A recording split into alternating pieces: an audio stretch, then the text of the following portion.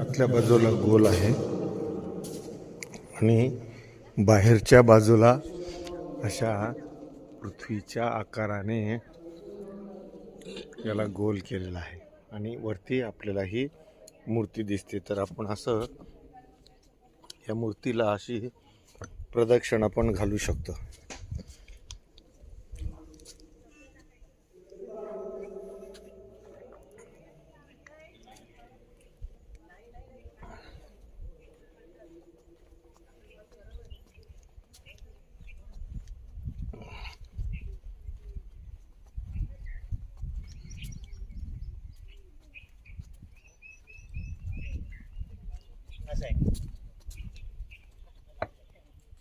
इथे हे पूर्ण अंधार येतोय.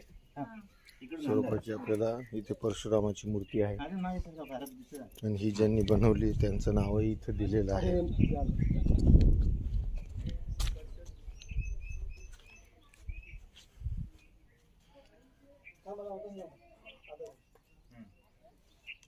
असे